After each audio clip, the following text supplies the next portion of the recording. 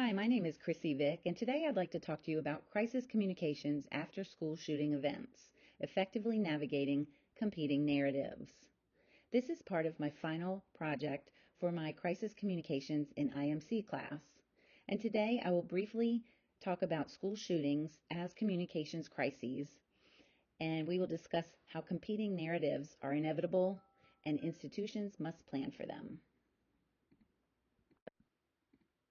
When a crisis develops, competing narratives are inevitable.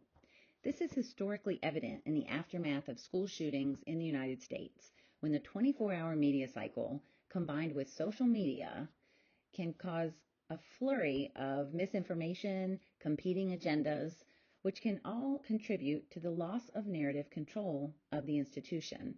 And what that can do is lead to reputational risk. In this photo, you see this historic scene from the Columbine High School shootings in 2019, where they were rescuing students out of the library windows.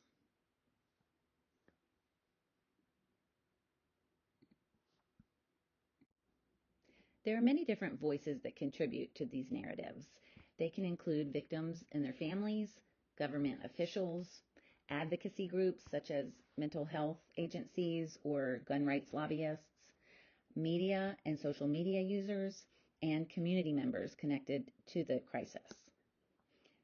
In that picture, you see that was a famous picture that came out after the Virginia Tech shooting in 2007, where 32 people lost their lives on campus.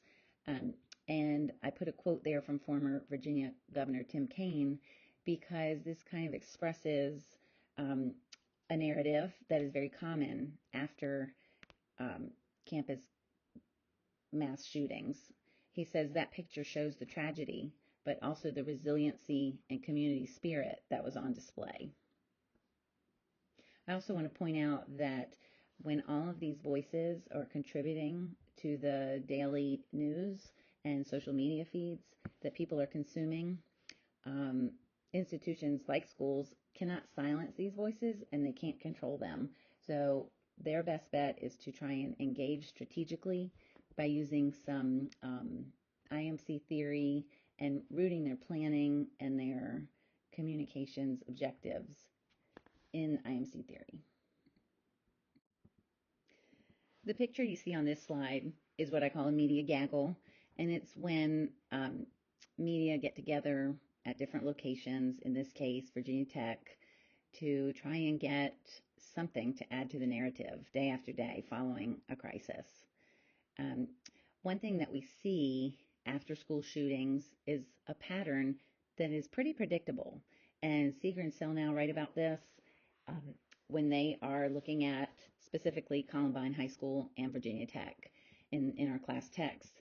The patterns that we often see is there is an immediate pressure that is from the media to get answers.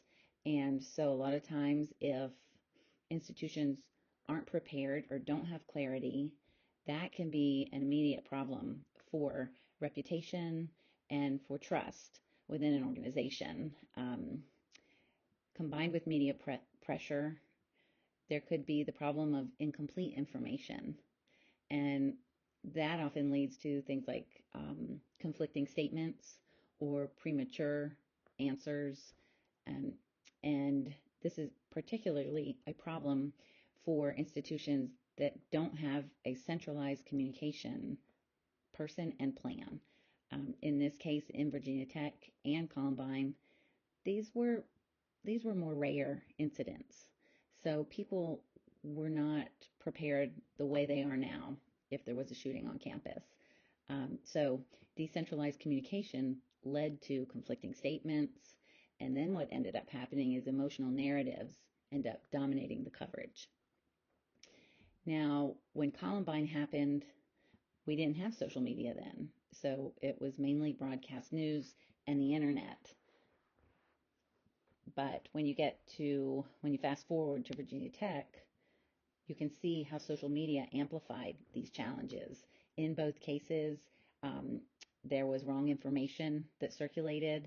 And one thing about misinformation is it's very hard to refute it once it's out there. just for the sake of this presentation, I did want to note that I'm applying some of my own professional perspective to this because I had a former career in television news journalism, and I did cover the Columbine High School shooting, which has informed some of my discussion for this project. I also currently work in school communications and have dealt with crises communications in my last two positions, both here in Wilmington and in Charlottesville, Virginia. So, what are some ways that institutions can be strategic when dealing with the aftermath of a school shooting? Well, first of all, they should plan to communicate quickly, clearly, and accurately. Quick communication can help build trust early. And the discourse of renewal, that keeps everything future focused. It focuses on healing. It is values based messaging. And it's something that Ulmer, Seeger, and Selnow stress can be an optimistic and hopeful way of dealing with a tragedy or a crisis. We have seen this when we look at some of the high profile school shootings.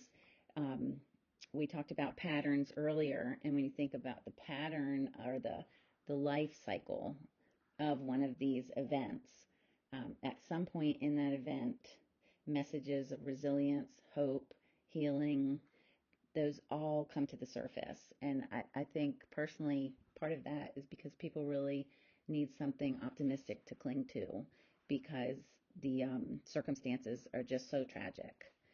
We saw it in Tim Kaine's quote in one of the earlier slides. He quickly turned the conversation to resilience and the human spirit that always triumphs over, good over evil kind of discourse. The last line there, message convergence, that deals with taking these narratives and trying to find the shared goals within them. In the case of school shootings, it's typically safety, healing, resilience, supporting the victims, honoring those who did not survive, and finding justice for those victims.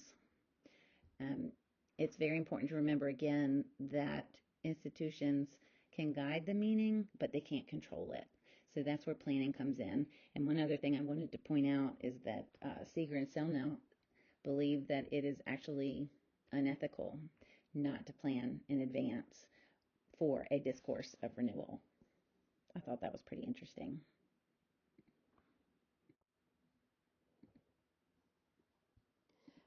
Finally, incorporating the 10 lessons of developing effective leadership, as discussed by Ulmer, Selnow, and Seeger, can help communication professionals shift from reactive to more proactive crisis management.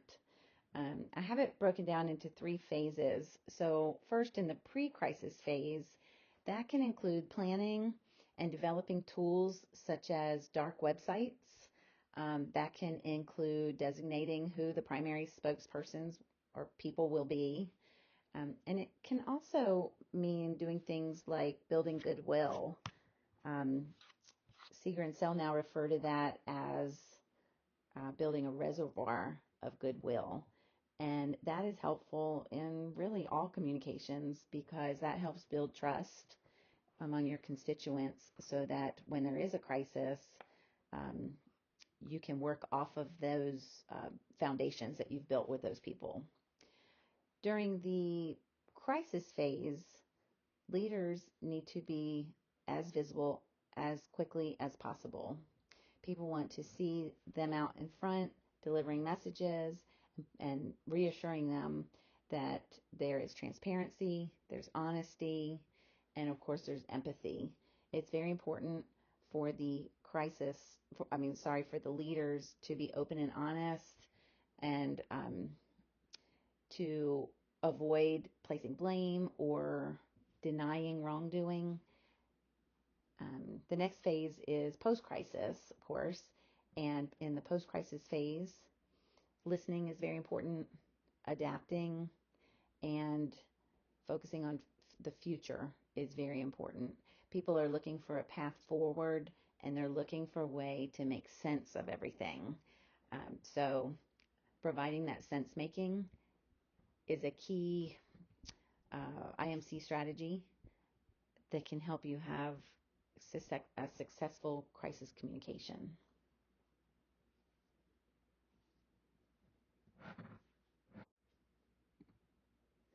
So in conclusion, it's important to remember a few things. Reactive communications is not going to go over very well after a school shooting incident. So also remember that competing narratives will always follow a school shooting crisis, especially in today's instant digital media environment. So when you are thinking about crisis communication for your own institution, you must be proactive and plan ahead. Also, you must apply IMC strategies post-crisis, such as the message convergence theory and the discourse of renewal theory, which keeps things future-focused and hopeful. And then if you can combine all of that with effective leadership communication principles, such as being honest, being clear, being visible, you can help your institution successfully navigate competing narratives after a crisis.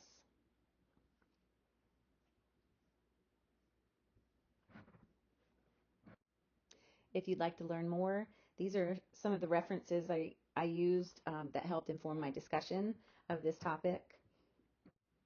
And thank you for listening. If you have any follow-up questions, please feel free to contact me at my email below.